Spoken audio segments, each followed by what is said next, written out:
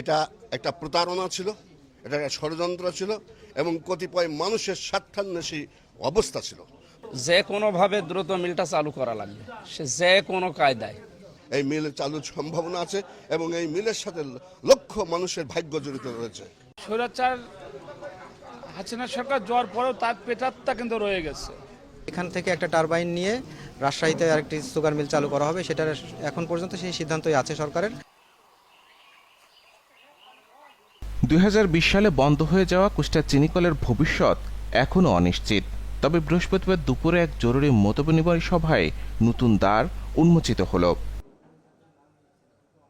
কুষ্টিয়া চিনিকল অতিথিশালায় অনুষ্ঠিত এই সভায় উপস্থিত ছিলেন কুষ্টিয়ার জেলা প্রশাসক মোহাম্মদ তৌফিকুর রহমান, চিনিকল কর্তৃপক্ষ, আখ চাষী প্রতিনিধি ও স্থানীয় রাজনৈতিক নেতৃবৃন্দ।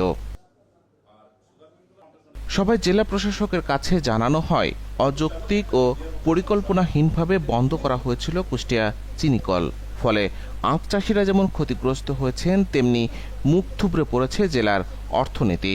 কুষ্টিয়া জেলার 18 লক্ষ মানুষের প্রাণের দাবি কুষ্টিয়া সুগার মিল চালু হতে হবে যে কোনো মূল্যে। আমরা এই টারবাইন কখনোই নিয়ে যেতে দেব না, কারণ এর আগেও নিয়ে দেওয়া হয়েছে। তারা বলেছিল মৌসুম শেষ হলে আমরা এটাকে ব্যাক করব, সেটা ব্যাক করে নাই। এটা একটা ধোঁকা এবং প্রতারণা। অতএব আমাদের এই মিল চালু হতে হবে এবং চালু হলে এই এলাকার মানুষের যে উন্নয়ন হবে তার পক্ষে আমরা রাজনৈতিক নেতৃবৃন্দ এবং এই এলাকার সকল মানুষ আমরা তার পক্ষে আছি। যে কোনো মূল্যে কুষ্টিয়া সুগার মিল চালু হতে হবে, এটাই হচ্ছে আমাদের দাবি। এবং পূর্বের একটি কথা হচ্ছে আমার, যে এই মিলটা ষড়যন্ত্রমূলকই এটা বন্ধ করা হয়েছে। সেই সময় কায়েমি স্বার্থবাদী যারা নেতৃত্ব দিয়েছিল তারা এই মিলটাকে বন্ধ করে এর জায়গা জমিটাকে অন্য খাতে ব্যয় করে নিজেরা লাভবান হওয়ার জন্য তারা চেষ্টা করেছিল। সেই তদন্ত সাপেক্ষে যারা এই কাজটা করেছে তাদের শাস্তির ব্যবস্থা করতে হবে।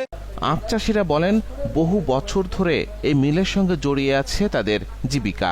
উৎপাদন বন্ধ হয়ে যাওয়ায় এখন তারা চরম দুর্দশায়। তারা মিল পুনরায় চালুর দাবি জানান। বিগত দিন যেমন সার দেওয়া হয়েছে, কীটনাশক দেওয়া হয়েছে, তাদের কাছে সিডিএ গেছে, তাদের কাছে ফিল্ড মাস্টার গেছে আখ রোপণ করার জন্য, লাগানোর জন্য।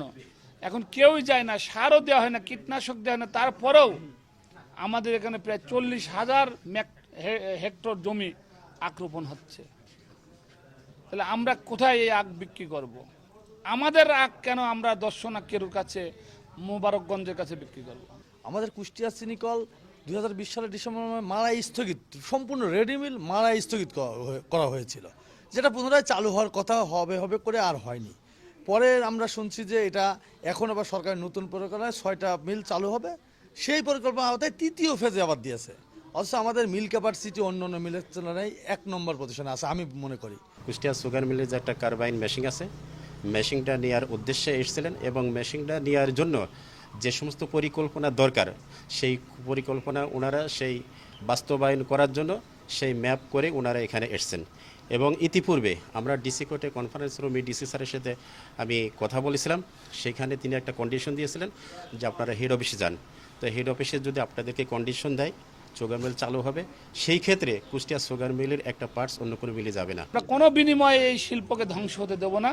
যেটা ধ্বংসের দ্বার প্রান্তে ওনারা পৌঁছায় দিয়েছে, আমরা চেষ্টা করব সেই দ্বার প্রান্ত থেকে ঘোরায়ে আমাদের নেতৃবৃন্দ, আমাদের এলাকার জনগণ সব মিলে আমরা সেই শিল্পকে আবার যাতে নতুন রূপ ফেরাতে পারি, তার জন্য যা যা করণীয় আমরা সেগুলো করব। সভায় অংশ নিয়ে কুষ্টিয়া জেলা জামায়াতের সদস্য সচিব অধ্যাপক ফরহাদ হোসেন বলেন, চিনিকল বন্ধের পেছনে কারা দায়ী তা তদন্ত করে দেখা হবে।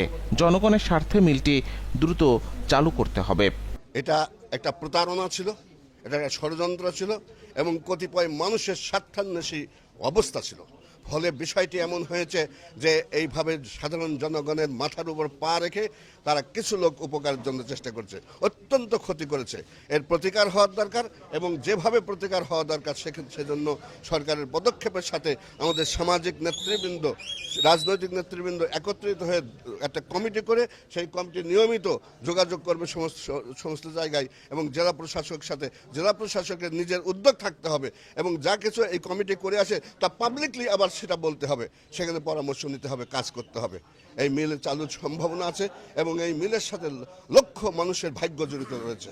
অন্যদিকে বিশিষ্ট ইসলামী চিন্তাবিদ মুফতি মাওলানা আমির হামজা বলেন, এটা শুধু শিল্প প্রতিষ্ঠান নয়, এটা কুষ্টিয়ার মানুষের আবেগ ও জীবনের অংশ। 2 ঘন্টা 2.5 ঘন্টা মিটিংয়ের ভেতরে জানলাম বা বুঝলাম এখানে ষড়যন্ত্র তো আছে। বিশেষ করে যাদের কারণে ফরহাদ স্যারও বলছিলেন, যাদের কারণে এই ক্ষতিটা হয়ে গেছে তাদের শাস্তির ব্যবস্থা করা, আগামীতে যেন কেউ সাহস না পায়, এবং যে কোনোভাবে দ্রুত মিলটা চালু করা লাগবে। সে যে কোনো কায়দায়, যে যদি রাষ্ট্রের বাজেট ঘোষণা করা লাগে বা রাষ্ট্রের যদি কিছু ছাড় দেওয়া লাগে, ভর্তুকি দেওয়া লাগে, দেওয়া লাগবে। আমাদের নিয়েই তো রাষ্ট্র। আমরা চাই আমাদের প্রাণের দাবি কুষ্টিয়ারে মিল যেন চালু হয়। সবাই সিদ্ধান্ত হয় চিনিকলের উৎপাদন বন্ধের পেছনে থাকা কারণগুলো খতিয়ে দেখা হবে এবং পুনরায় চালুর সম্ভাবনা যাচাই করে সংশ্লিষ্ট দপ্তরের প্রতিবেদন পাঠানো হবে। এই পুরো বিষয়গুলি কেন হয়েছিল, এই মিলটি কেন বন্ধ হয়েছিল এবং এই মিল নিয়ে ভবিষ্যতে কী পরিকল্পনা আছে সেটি যেমন সত্য, তেমনিভাবে আমরাও এখানে লোকালি আমরা একটি কমিটি করব। সেই কমিটি করে সেই কমিটির মাধ্যমে আমরা কিছু ফাইন্ডিংস পাবো, সেটা সরকারের সাথে আমরা শেয়ার করব। শেয়ার করার পরে হয়তো নতুন কোনো সিদ্ধান্ত আসলেও আসতে পারে। এটা তো অলরেডি সিদ্ধান্ত আছে টারবাইন নেওয়ার জন্য। এখান থেকে একটা টারবাইন নিয়ে রাজশাহীতে আরেকটি সুগার মিল চালু করা হবে, সেটার এখন পর্যন্ত সেই সিদ্ধান্তই আছে সরকারের। আমি আজকে এখানে মত বিনিময় করতে এসে আমি সকলের মতামত সম্পর্কে জানতে এসেছি। তো সেখানে আমাদের কিছু ফাইন্ডিংস থাকবে, সেটি আমি এই মুহূর্তে বলছি না। আমাদের কিছু ফাইন্ডিংস থাকবে, সেটা আমরা সরকারকে জানাবো। তারপরে হয়তো নতুন নির্দেশনা আসলে সেই অনুযায়ী আমরা কাজ করব। কুষ্টিয়ার চিনিকলের ভবিষ্যৎ এখনও অনিশ্চিত হলেও এই মতবিনিময় সভা যেন নতুন করে আসার আলো দেখালো আখচাষী ও সংশ্লিষ্টদের। দেখা যাক কর্তৃপক্ষ এই দাবিকে কতটা গুরুত্ব দেয়।